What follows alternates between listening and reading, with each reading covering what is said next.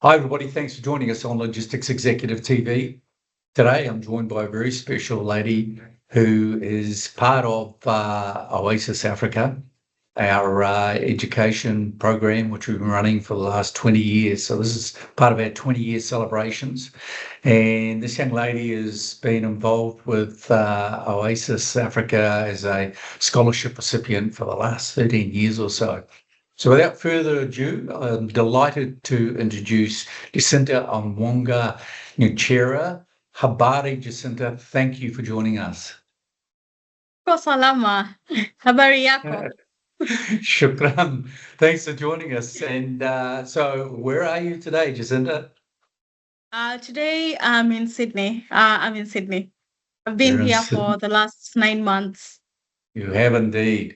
So, Jacinta, I want to talk to you today about your journey as part of our 20-year celebration since commencing Oasis Africa Australia in Kibera slum, one of the biggest slums in the world in Nairobi in Kenya, 4 million people, a million people in 4 square miles. Yeah. And it's been absolutely delightful to have you on the program. And why don't you just tell us a little bit about your upbringing, your background, and your journey with Oasis Africa?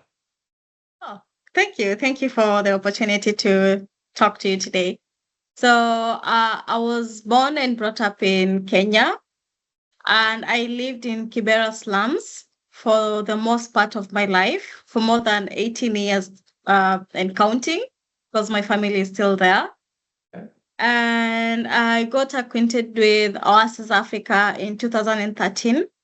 That is when I was going to do my class 8 examination. That is the end of primary school examination.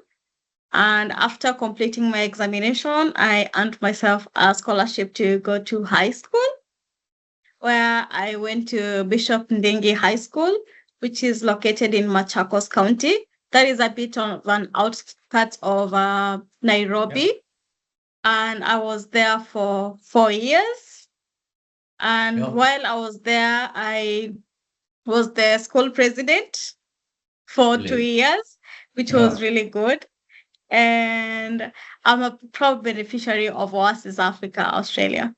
Awesome. Well, we're absolutely amazed and delighted with the work that you put in and the advantage that you've taken, the leverage of the opportunity through Oasis Africa. And of course, we've had over 1,000 contributors in the last 20 years to Oasis Africa, a number of sponsors from a company point of view, and about 1,000 individual sponsors. And so you joined us, and I've had the great pleasure of catching up with you and a number of your classmates on a number of occasions in Kibera, and we've got some images of that showing today. Tell us about your experience in joining Oasis Africa, which is a registered charity in Australia, humanitarian organisation. Tell us a little bit about what that meant to you and your family when you got onto a program that would assist you and pay for your accommodation and also your education. Yeah, so when I first got involved with Oasis Africa, it was like a prayer being answered, because without Oasis Africa, I don't think I would have gone to a boarding school in Nairobi or a boarding school in Kenya, because it is a bit expensive. And Oasis Africa paying off all the bills, all the school fees, made me at ease, knowing that I only had one job to do, and that is to be best at my academics. And it kept me focused because there was no going home and coming back because of school fees or any other issues. And other than that, Oasis Africa shaped me to be the person that I am today. Through the mentorship during the school breaks, I got to learn the importance of self-confidence, the importance of leadership. And as I mentioned earlier, I was the school captain, the school president in my school. And I was in a mixed high school, so it was hard for ladies to become school president. And I became a school president, so it shaped me to be the person I am today. And another thing is that whenever person is helped, this is a cultural thing. Whenever one person is helped in a family, it's like they've helped the whole family and the whole community, because again, it takes off all the pressure and all the needs for that person. So Oasis Africa has been like a godsend to me. Jacinta, you've wrapped your arms around and embraced the opportunity, which is absolutely brilliant over the years. Now 13 years into the program. We'll talk in a little minute about where you are now and what you're doing. But you've also had a team around you to support in Kibera Slum. Tell us a little bit about that support team that supports the students there. So we have Jeff, who has been a really great supporter and mentor to all the students. So he was supporting us academically and helping us to grow in it. And we also had Noella, who will take care of the child rights and also the girls, to be particular, giving us support that we need. And the support was huge, had a very huge impact in all the scholars. Yes. Brilliant. And then, of course, we've got the co-founders with Karen and Ross and their kids that come over regularly over the last 20 years, have been coming in, running workshops with the folks from Oni Group in particular, and a number of other companies who have been down there. We one of the last trips I did were down there we're handing over a lot of laptops and what have you, thanks to Maersk and to the folks there. Tell us a little bit about what those workshops and those education experiences have meant with the external support. So, from my own view, what I gained a lot from the workshops was confidence, because that is one thing they will tell us to do each and every time: talk in confidence and just get out of the shelf or out of the shell. Because before then, I was the kind of person that will not even speak in public. I will try to shy off, even if I know something, I'll try to shy off. But with the workshops and the motivation they gave us, it built some skills in us that are beyond imagination, skills that you wouldn't learn in a school. And getting laptops from time to time helped us, especially when we were in university.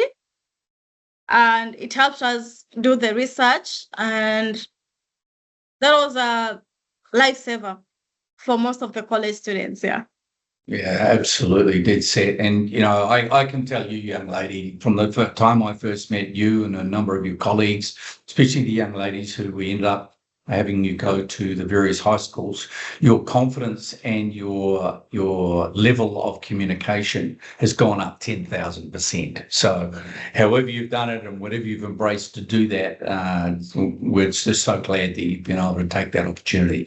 Okay, so fast forward, and an opportunity comes up for a scholarship to not only leave Kibera Slum, not only go to a high school, but with the grades that you've got, to then accept an opportunity for a university scholarship. Tell us about that process and what it's meant, and what are you doing in Sydney? Yes. So after my undergraduate, I earned the scholarship to do my master's at the University of Sydney. And everything is just mind-blowing. I sometimes wake up and then I feel like I'm in a dream, because it's beyond imaginable. It's something I would not have thought about when I was still in Kibera slums. Imagine coming just straight from Kibera slums to Sydney. That's a really huge transition. And it took some time for me to digest in, because it was very overwhelming and too huge for me. And too different. It felt as if I was growing up again. Yeah. And enjoying the studies at the University of Sydney and learning a lot of practical skills, which is good for my professional self. Yeah. So the trip to Sydney, you got there, it's all a bit of a dream. It was a bit of a dream when I first moved to Sydney too, at the end of last century for about 30 years. It's a brilliant city, one of the most beautiful cities in the world. So tell us about your studies. What are you studying in Sydney University? So I'm doing a master's in commerce, and I'm specializing in strategy, innovation, and management and marketing. So I have 2 specializations. Brilliant. Yes. There we have George, who are both here as well. I will be interviewing them in the next month or so. But so you've got a bit of a group together there. I'm sure you've met a lot of friends. And of course, you've been offered a job as well. So you're a working woman while you're studying all this work at the university, yeah? Oh, yes. Yes.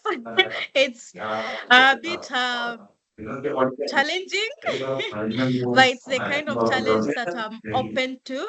And balancing both studies and work at the same time. Brilliant. So you're an administrative assistant at the Sydney University, yeah?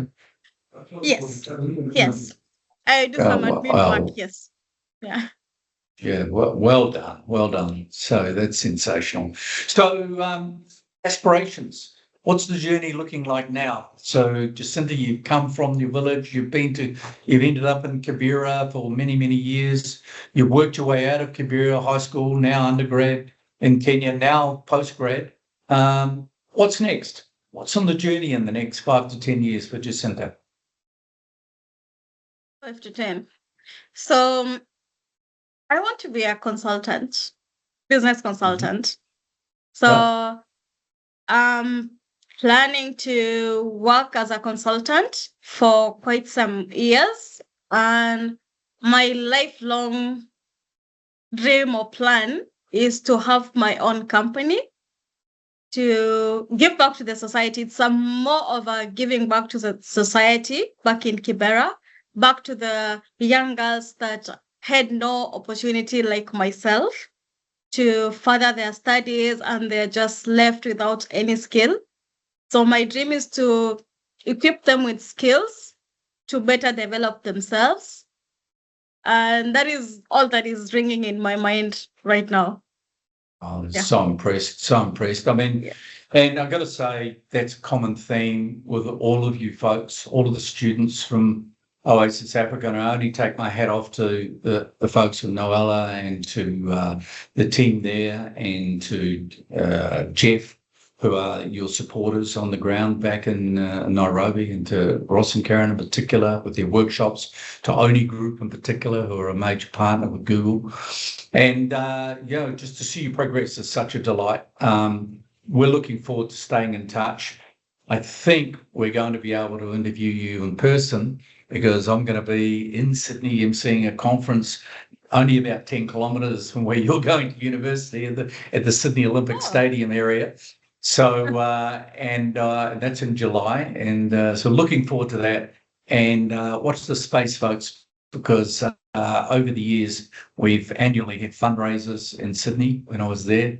And we're looking to maybe have a bit of a fundraiser at Sydney University while we're there. So we'll keep an eye out for that. In the meantime, Jacinta, keep up the hard work. Say hi to your cohort, to your colleagues, and we look forward to catching up with you again soon. Looking forward to catching up with you too. Thanks, Jacinta. Asante sana.